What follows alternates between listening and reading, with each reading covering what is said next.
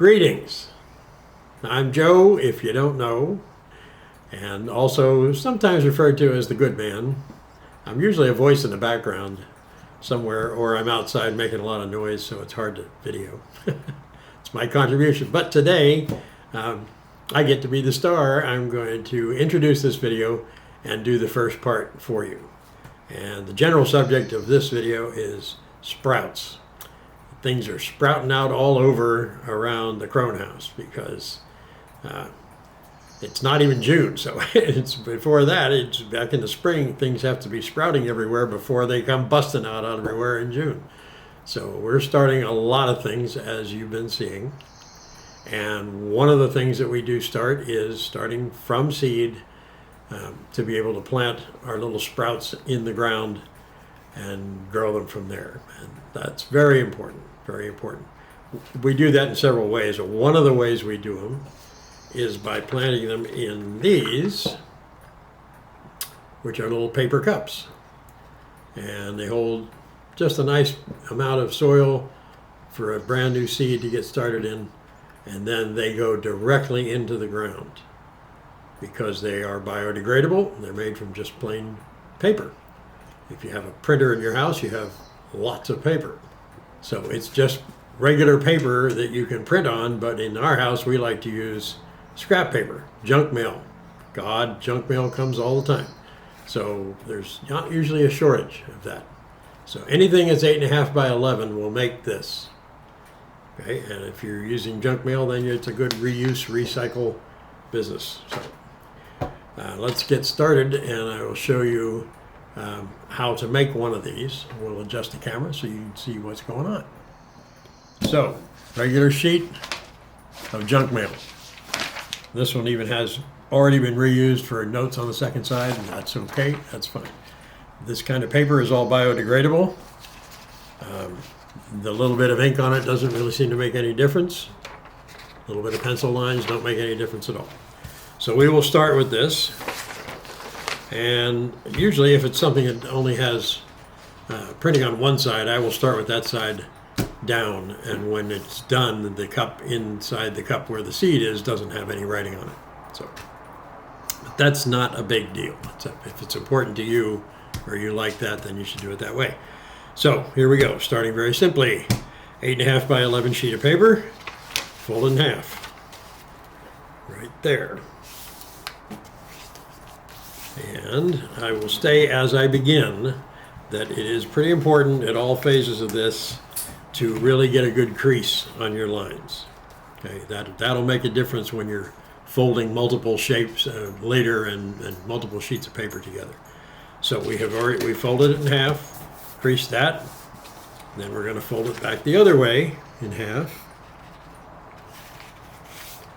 and crease that, and that crease is there to give you a line, so when you open it up you can see the line down the center you just folded. So we lay it here with the open side away from me, and then fold right on that line, bring these corners up and fold it right over close to the line. Doesn't matter how close, it doesn't have to be that accurate, but in all these cases it's important you don't go over the line because that'll give you trouble later trying to put things together. So fold that corner up, fold this corner up, and that's what you have. Two pieces with a little space in between. Okay, now with the paper still there, this edge up here that I folded the very first fold has two pieces now, two sheets. I take the top one, just the top one, and fold it down like that. Okay. Next thing we do is flip it over. If you want to be looking at the back side now, and I'm going to turn it this way and fold this corner up to that same center line. Stay off of it just a whisker. Give it a good crease. Now I see this is getting thick, so you have to really crease it. Flip it around and put the opposite corner right up to it. Same way. Crease it. And then bring it back around so it looks like that. Now you have two pieces again at the top. And we're going to take them both, fold the whole thing down, and crease that. And what you have done is formed a pocket. See? Okay, so this represents the four edges of the top. These are the four side panels, if you like, the walls. And down at the bottom will be right here where that corner is. That's going to be the line for the bottom. So to get that line, we lay it back down and bring this point up to the top, almost. Again, everything's always almost, not quite. Crease those, so it looks like that. Unfold that, pick it up, and give it a little squeeze here so that you're making that box form itself. Okay, and you can see, I usually flip it to this hand, you can see the fold that's right here that goes all the way around, and that's where the bottom is going to be. One of your edges has two pieces right there with that little space in between. So if you hold it with that looking right up at you and give it a squeeze, the next one to the side of it, either direction, will easily fold down right in the middle, and that point can come right here to this point, to the corner. Okay, hold it there, lay it down, put your finger in there and go around all the surfaces. Everywhere you feel a fold, push it down so it's nice and tight, and go around the corners with your fingernail and just make sure that's a good crease. And look at that, it stands up. It's not a perfect cube, but hey, it certainly is good enough for dirt. Okay, we got a little bit closer view, and I'm going to do one more, and without a whole bunch of talking this time, I'll just keep saying what I'm doing, but this one's going to move a lot faster. We're also going to timestamp this, so if you want to play it back a couple of times while you're doing it and pause as you go, you can do that. Okay, that'll help. Okay, so here we go. 8.5 by 11. I'm going to fold it in half this way. Give it a good crease. Fold it in half the other way. So we have quarters. Give it a good crease. Open that back up. Get the folded edge towards me, the open edge away, and fold those corners up. One on that side, one on that side. Stay off the line just a little bit. Take the top piece of these two, fold it down, crease it, flip it over.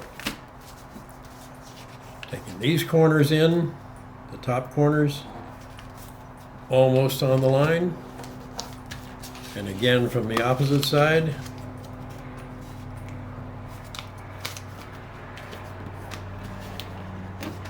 Okay, go back there and fold the whole top down, both sheets.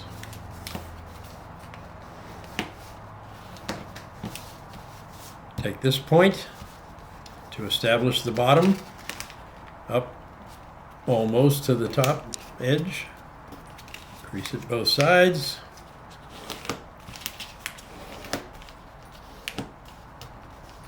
Everywhere. Unfold it again. Get your finger into the pocket. Flip it over so you see this edge that has the double edge. Show that to me. You see that? The double edge, two pieces. Okay, give it a little crimp this way. And one of these to the side of that double edge will fold naturally. Bring it a corner, put it together, set it down, and push down on all the folds and everything that's inside, and run around there with your fingernail to form that corner. And there you are. Ready for dirt, ready for seeds, ready to go. Okay, so our little cup then goes into something like this. It's just like a baking pan. This one's called a giant lasagna pan. It's basically a 9 by 13. I think they're all a little bit over, like 9 3/8 by 13 3/8. Whatever. But that's what's good. And then 15 of them fit nicely in here, and it'll hold water so you can water from the bottom, and you're ready to go. And then when you're ready to plant, these can come out. This paper will be very soft from having all the water on it all the time that it's been sprouting. So it's very easy. If you want, you can loosen the bottom and plant this right in a hole in the ground, fill it over with the dirt, and it's ready to go. Well, sure, we'll see that later. Okay? That's my part. I'm done. Wish you blessing. I wanted to give you a little bit of update on my sweet potato slips that have been growing on my window. You might recall a while ago when I first started the slips. These, for the most part, almost all of these slips have come from our own stock of sweet potatoes that we grew from last summer's crop that we have been storing and using over the winter. We had pulled a few of them out to make some new slips for this year. I want to show you, I have some here both in Buddha bottles, doing really, really well. You might be able to see the sun is shining through. Maybe you can see better in the canning jars, the root system, the healthy root system that has developed in these sweet potatoes. Here you can see, look at the amazing roots that have developed on these slips. You can see those? Okay. And here on this jar alone, I have 3 different slips. And in there, here are the Buddha bottles. The same thing, I have a couple slips growing. You probably can't see, but the root system is really beautiful in here. Okay. And of course, we don't have to look at them, but this was what I do want to show you. I'm going to bring this down. You might recall, let me reach this. I purchased some sweet potatoes also from Sprouts Market to compare with my slips from our own sweet potatoes. And nothing was happening, so I took one of the sweet potatoes and I put it in water. This is the way I used to sprout them always. And you see now right away I'm getting some things growing up out of there, which I can take some of those and root as well. They're already starting, some of them are starting to root here. But what happens is, let me put this back up for right now. What happens is, these are going to keep growing until, I usually don't start planting sweet potatoes till sometime around Earth Day, which is, we have still like, what, 3 weeks or so until that happens. Because they like the heat of summer. They don't like it too cool. So here for me, it's a little earlier than for most of you probably, but they're going to keep growing and growing and growing. And if they get too long, I will simply divide the length, divide the long, I'll make a cutting, and then I will re-root the top. The bottom will keep growing, and the top will root it and get, so that'll make an additional slip.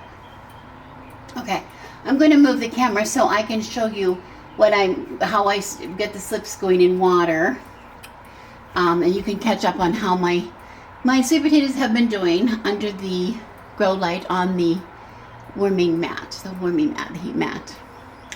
Here's my the original sweet potatoes. These are the 3. I originally planted. Here I have a little marker here that says sweet potato are stock February 10th. And this is now pretty close to the end of March. And I have pulled probably around 2 dozen sweet potato slips, or which will be future sweet potato plants that will be planted next month in the garden. And as you can see, we're still going. And these potatoes, particularly this one on the left here, this one over here, how do I do that? This particular potato has produced almost all of these. This has been the most prolific potato. And you can see my yuckiness. This is even gardening inside can be messy. These are my little sticky, these little yellow butterflies are covered. They're very, very sticky. Yellow attracts some of the predators in the garden, like the cabbage moths, the little white moths that make worms in the sweet potato and the cabbages out in the garden, and some other things. And here, these are the gnats that are growing the some gnats that have come out of some little tiny gnats that have come out of the fungus gnats or whatever, or what came in on plant. I don't know how I have them. They just come in here. I think maybe some of the bugs came in the soil, even though this is a soilless mix. But anyway, these they're attracted to the yellow and they stick on there and then they die. These work inside and out. They're the best. They're the best investment in the world. They're very cheap. But I want to show you just quickly how I go about doing my slips. I showed you a little bit, but I wasn't real great at it. I'm going to just have some just regular canning jars, because I like to start my slips when they have no root to speak of in my Buddha bottles, because it's a long neck. It's a long neck, and I don't know if that shows.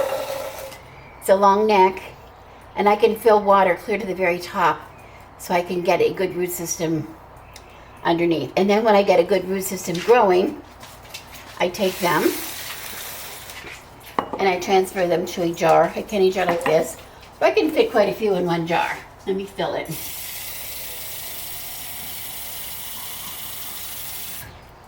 And then I just simply pull them out of here. Look at the beautiful roots. These are going to be some beautiful. And here I have 2 slips. And even this one, this is good. Putting them down in the jar. And that's kind of deep. This one is kind of deep. I'm going to put that in a bigger jar. I think this might work better because I have a more, there we go. Now I can submerge the entire root system down in that jar. And I'm going to just pull these out of all my Buddha bottles. And I can put, see, I can put quite a few in here.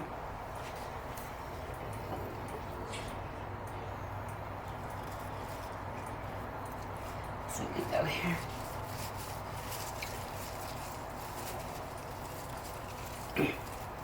I want to make sure I get all my roots down in the water. These are thirsty little guys. Okay? And there we go. That's all tucked in. Back to the light. And here I have some more.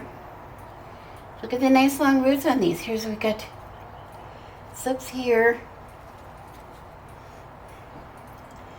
And then that's going to go up on my window. And then I have, my Buddha bottles are empty.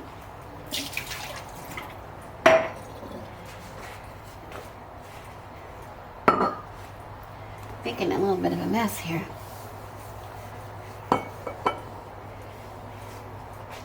And what I'm going to do is, whoops.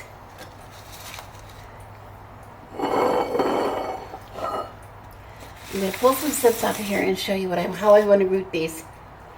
Sometimes they have roots on them and sometimes they do not. If they grow on top of the potato, like this one, there's no really root on it. So I'm going to carefully pull it off, take it off. This little sticky guy is sticking to me, and now he's sticking to my leaves.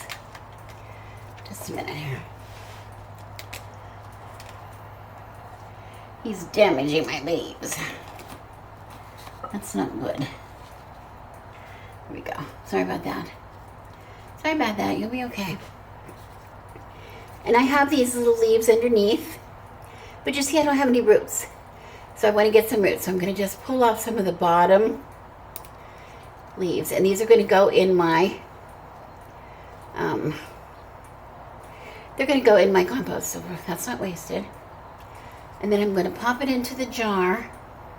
I think I need one more off, because this is going to give me the nodes that I'm going to be growing roots from. If you put the leaves under the water, they'll just rot. And then I'm going to put that in here, and then I have room. I'm going to fill the water clear to the very top.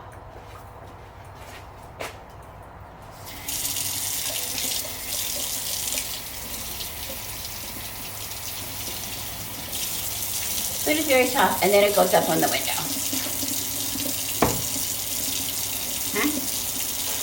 Now some of them might have roots already. No roots in here, but again, I'm going to pull up the bottom leaves. So I want it to go down into the jar, and I want to have more nodes to form roots, and I will fill it up to the top. There we go. Put it up in the window. I'm going to keep going with these taller ones. Here's another tall one.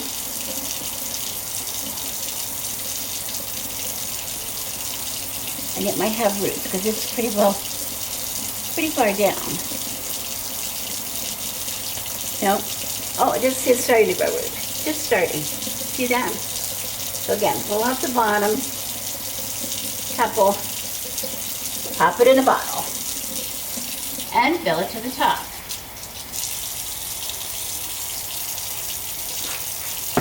Running out of room on my window, aren't I? I think I'm going to pull one more. I'm going to pull this one. We like them to be about 4 to 6 inches long. Gives us enough. And I'm going to pull it, pop it in, and fill the water to the very top.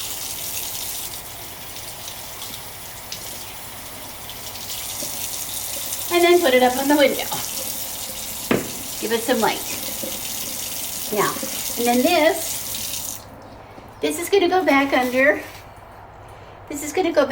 my, let me get my compost pail.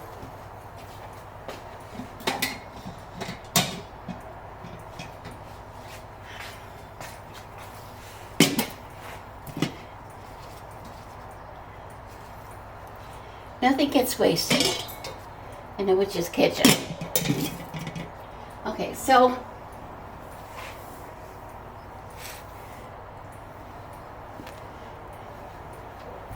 these are going to continue to make slips. Look here, I have 1, 2, 3, here's another 4, 5, 6, 7, 8, 9, 10 coming out of there, 11, 12, 13, 14, 15, 16, 17. I see at least 18 new slips coming, and we'll see how many we get. Okay, this is going to get tucked back in the light, but I want to show you now what I have growing off the sweet potato, and I am going to pull that off. This is the one that I was saying would not root, and now all of a sudden it's growing some slips. This slip down here is really progressing. It started growing from the bottom of the potato. So I don't think it matters, but I'm going to pull that out and get it some water all of its own. It doesn't need to be on that potato any longer. And you might be able to notice from the leaves, that we're looking from it's even a different kind of a sweet potato. Doesn't matter. I grow them together all the time. But here we go. Look at the roots on here. And this was a sweet potato that was doing absolutely nothing, like nothing at all, until I put the potato in water. So I don't know what method I like. This is really good for me, for my stock, but for the store sweet potato, it did not work. Now this is still short. I'm going to give this a chance to grow. And this down here, I'm going to give it a chance to grow longer, even though it has roots. I'm going to give it a little chance to grow before I pull that out. And here I have something in the bottom that's going to the compost. Okay, so I'm going to add water. I'm going to top this off.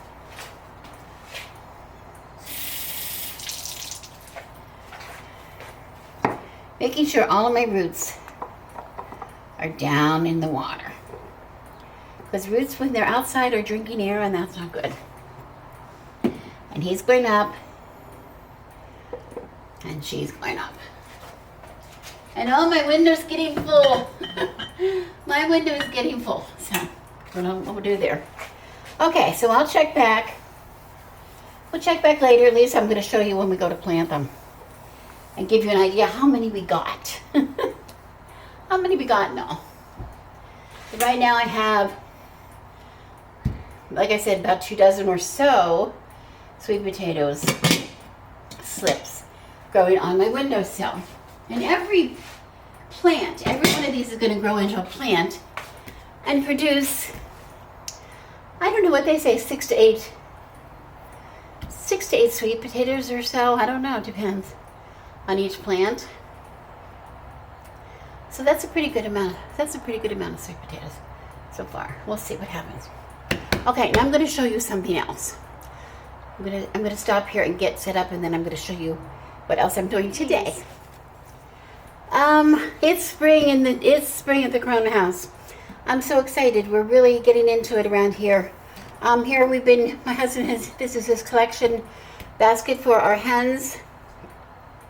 I want to remind you we have 6 hens, full-grown hens, laying hens, and they have been, during the winter, they were pretty much off of their laying. They really weren't laying much. And he's been bringing me some eggs. I got some beautiful eggs here. I think these are from yesterday and today so far. Yesterday and today so far, and they're back. We have something like, I'd say 9 or 10 dozen eggs in storage right now. So it's time to start using up these eggs. But they're working so hard, I've decided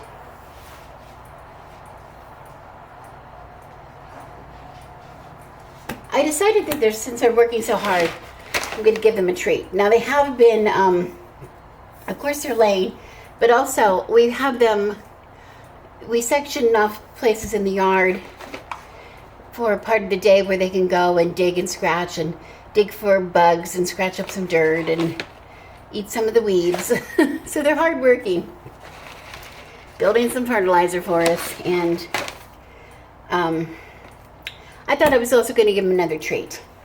They go crazy for, I would say gummy worms. It's not gummy worms. They go crazy for mealworms, and my husband gets them. He's trained them to go back into the run for mealworms. That's how we keep them safe.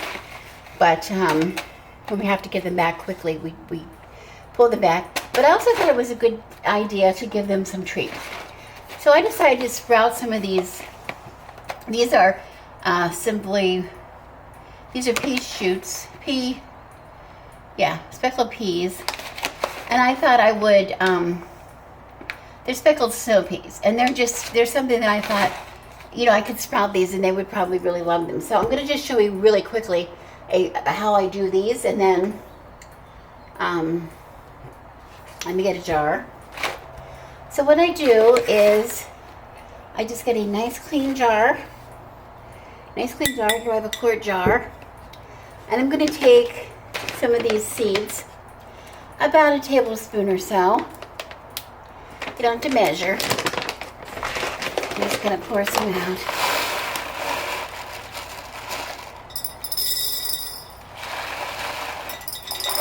That's plenty. Into the bottom of my jar, and then I'm going to cover them with water, just regular water from the tap. This is not filtered or anything. And I'm going to cover them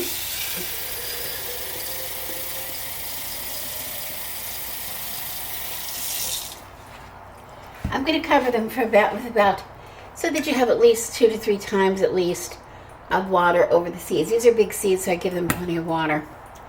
And then I'm going to just take a lid. I'm just taking a lid. This is a used lid. I've used it before, so I really can't seal with it again. But it's perfect for something like this. And I'm just going to put the lid on the jar and let this sit for about 12 hours or something like that, 8 to 12 hours. In this case, I have big seeds. I'm going to let it go till about 18 hours from now, or at least like till tomorrow morning. Tomorrow morning, then I'm going to drain the seeds, and I'm going to start a process of rinsing the seeds, and I'm going to show you how I do that. So I'm going to go ahead and drain these, but then I'm going to have to fill them up again to show you. But this is something called a mesh lid, and it fits. It happens to fit the canning lid. You bought this off of the Amazon. So I would drain these seeds using the mesh lid. And I'm not sure if you can see that. I'm just going to drain it in the sink, and then I'll show you what I have. I just turned the jar upside down that way, and all the water ran out. And then I have, my seeds are rinsed, and then I take something to hold it up. This is something that you can buy to do this.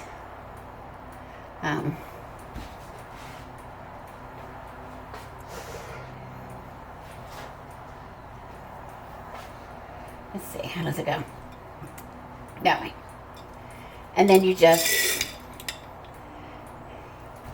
it holds it so that any excess water in there will drain out. Okay. And I just leave it in a sunny place, again by my window. And I do this twice a day. So every 12 hours, like I do mine 10 a.m., 10 p.m. Okay. I have a little reminder on my phone. At 10 p.m., my reminder goes off. I take my jar to my sink. I fill it. And I can't move the camera to show you, but I'll bring it over and show you what I have. I filled it all the way to the top.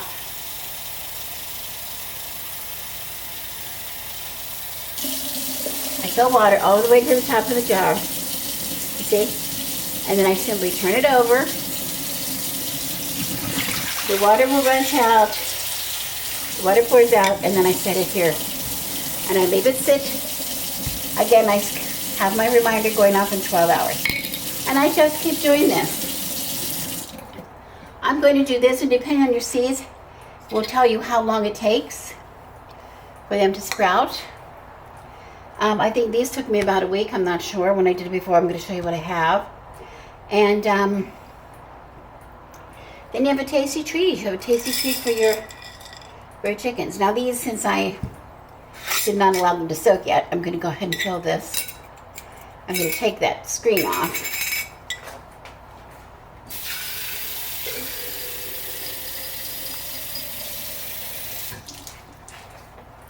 And I'm going to put the regular lid back on just until tomorrow morning.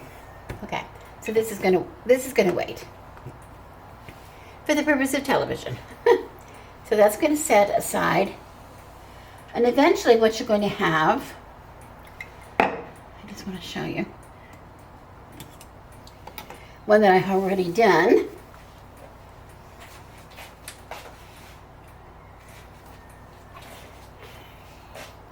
They're going to sprout.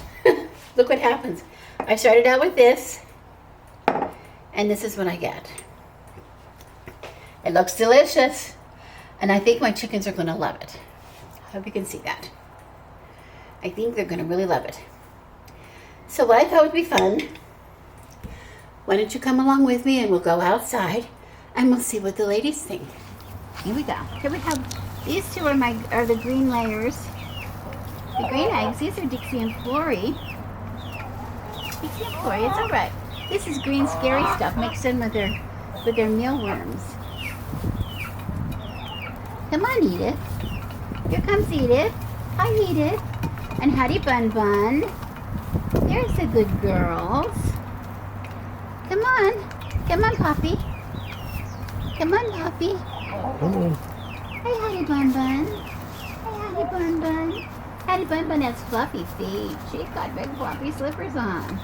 Here we go. Good girls. I see the good girls. Come on, Poppy. Poppy, you're late to the prom.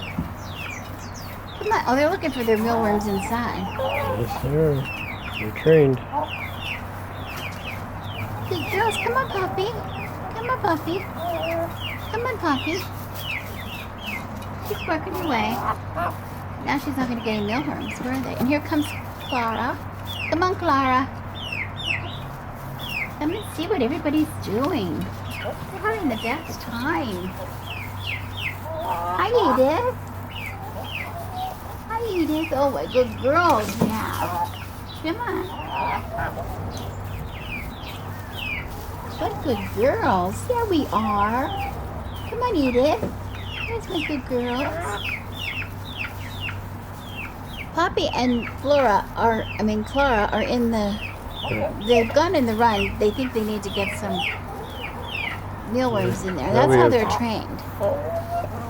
He trains them this way to make sure that they're going to be safe from predators. When he sees a predator, he goes quickly to the run and to get them in, call them back to the house. Okay, well I think it's going to be an experiment. They're going to have to get used to these. They don't usually are given things outside. Most of the treats we give them, like when we give them stuff from the garden and things, we put them in the run for them.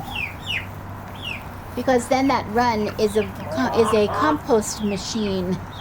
It's a manufacturing plant for compost. Look at Hattie Bun Bun's slippers. Can everybody see her slippers? Her big slippers. You got the big slippers. She's funny. Here's Clara. No, there's not Clara. That's not Clara. Come here. Come on, Clara. Come on. She says that's Clara. she Right finally there. came out for some There she worms and goes. she didn't get them. Okay, yeah, She should get some worms. it's over there. Okay, don't film me. I'm gonna get them. Put this down. So we now need to get them used to the idea that sometimes they get to eat off of here. Sometimes they get to eat off of here. Come on, Clara. Come on, Clara. Here we go. There, Clara. Come on, Clara. See, she's letting everybody else bully their way in. Poppy's still trying to figure it out. Come here, Poppy. Poppy. Come on, Poppy. Come on, Poppy. Come on, Poppy. Come on, Poppy. Where are you going? See, she said, Poppy is a rule keeper. She keeps the rules. Rules are rules, she says. We eat these worms inside the yard. Come on, Poppy. She's so worried. She's worried. There, Poppy. Now they're all going in there. Yeah, but she's gonna get something. She should get something for. She should get something for the trouble. That's a good girl. So I see we're gonna have to get them trained to come over and have their treats out here sometimes too. I think we'll just leave this stone out here Yeah. and we'll use it in the future when we want to. Yep. Yeah. But see my beautiful girls. These are my beautiful hens. Actually, they're Joe's beautiful hens because he takes really good care of them. Every day. Every day. But these were little chicks, or little chicks. Now they're big. This is Flory right here. Yeah. No, that's Flory. Flory, that's Flory, right? Yep. And this is Dixie. And there's Poppy. Now Poppy goes, okay, here I am. Here, Poppy. Poppy. Poppy. Poppy. I want Poppy to get a chance. Poppy. There we go. See, she's picking them. There she goes. Now she gets a chance. Poppy and Clara are pretty much they're like the hall monitors. We're told we're supposed to go in the run when we see the worms. Hi, Edith.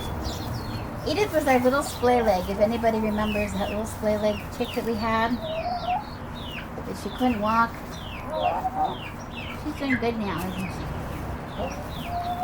She's doing really good.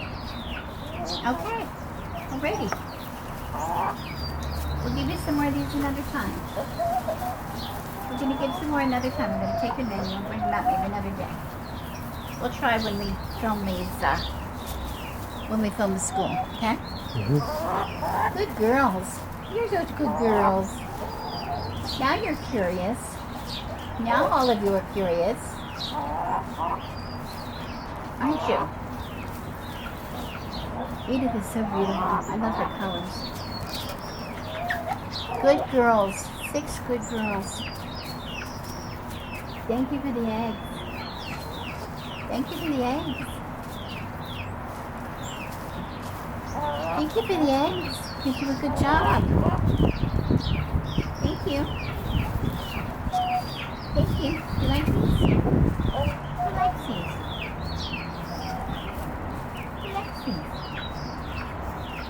Honey Bun Bun goes, I'm going to turn these into the ones.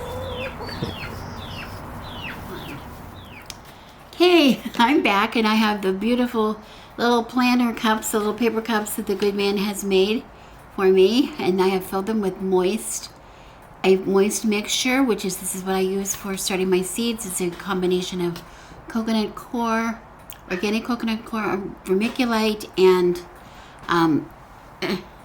worm castings, and it's a soilless starting mix. And I'm going to be planting 2 things today. These are going to be going on our trellises, and that we're going to put in the back, we hope to. And one thing that we're going to be using are these runner beans, scarlet runner beans, which are a favorite of so many people. They are edible. They're grown for their vining being a climber, but they're grown for their beautiful. They have beautiful red flowers, and also a lot of people eat the bean itself. So we'll see. But we like the foliage. It's beautiful flowers, and they seem to be a very hardy kind of a flower. I mean, it's a kind of a bean. So we're going to plant some of these, and I have marked some of these. Oh, they're giant seeds. Oh, and the seeds are really pretty too. The beans themselves, which these are edible. People eat these just like they eat regular beans. Whoops, regular beans. I don't know if you can see. Any kind of a bean, like a kidney bean or something like that. These are edible. Like any kind of the bean seed itself. That's what you're eating. When you're eating black beans or, whatever beans you eat, kidney beans or garbanzo beans, whatever you're eating actually the seed. And these are beautiful. They have this beautiful speckle. They're purple and speckly. There's a speckly bean. So I have I have 15 cells here, and I have marked some because I'm going to put something else in some. So if they're unmarked, I'm going to turn around first so I can see where the markings are. Okay, I see that I have these 5 marked with a P.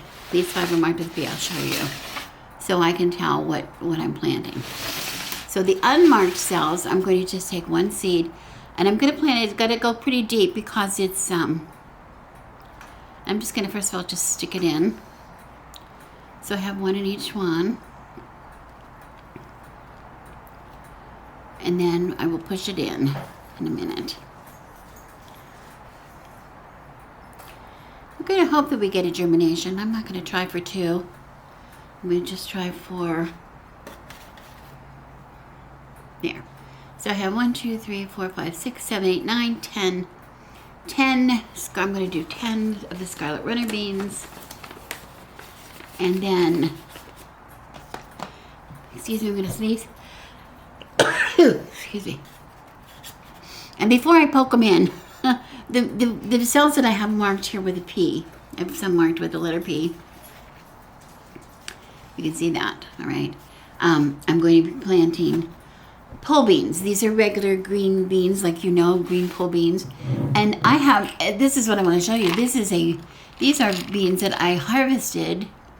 I don't know how long ago I harvested these. I'm not sure. But these were ones that we grew in the garden and then harvested. When they got too mature, we were picking them and eating as green beans. But when they got too mature, this is the Kentucky Wonder Pole bean, which is pretty common. People like these. When they got too mature, when we let them go too far and didn't pick them, we just let them go to seed. And you can eat these or you can plant them. And these, because I don't know, I'm not exactly sure what year they're from, I'm going to put 2. I'm going to put 2 per cell. Just because I want to make sure I get a germination of something. So I'm just going to pick out, maybe put 1 in each corner. These are usually pretty good though. They last a good while normally. So I'm just going to put 1 in each corner. And then after make sure I have each cell taken care of, I will then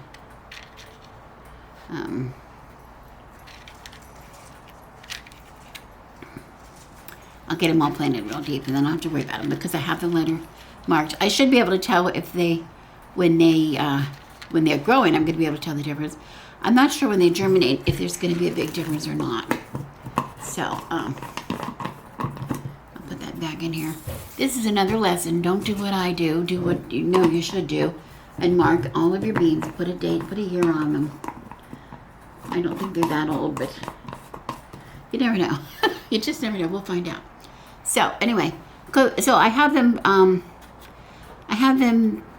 And as see, I have a bead in each one.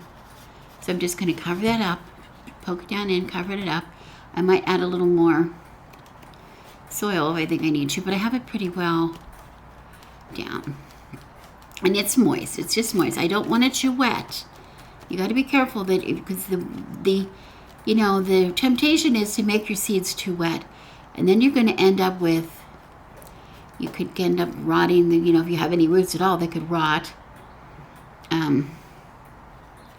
Or you could.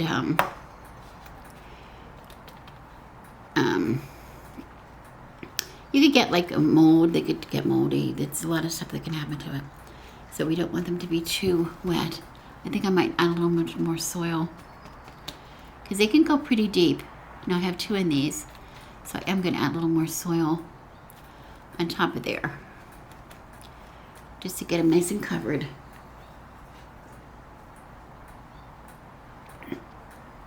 I think I'll use my hand. Hands are our best tools. Joe, you just saw Joe make these cups, and I have to tell you, he's doing a really good job of working really hard to try to get the yard, their backyard is in some kind of shape, for the summer. He wants it to be a magical space, like so we can really enjoy it this summer, but I'm telling you, he's preparing for a knee replacement surgery. It's not easy for him. Not real easy for him to get around and do things, so I really appreciate his dedication. He's working really hard. So I hope he has a good outcome. Okay, these are nice. Now, and it's plenty moist enough so I do not have to do anything more. And then I'll keep an eye out these, and I'm going to be watering from the bottom, and as soon as they sprout, this is the trick. As soon as they come through the surface and I see they're growing, they're going outside. They won't go in the ground yet, but they will go outside because then I do not have to harden off the seedlings like I do all the ones that have been growing in the house under seed lights. Those have to go out really gradually so they don't go into shock. But these, there's not going to be a shock involved. They can, as soon as they emerge and they need light, they don't need any light now until they come through the soil, and that they will go out and get some sunlight. So they will go directly outside, and when they get to be like an inch or 2 tall, we'll look for leaves. We'll look for signs of growth. Then they're going to go plant. Then we're going to plant them on the trellis, and we will be back and show you how we're going to make a trellis for our magical backyard space. Okay, thanks for watching.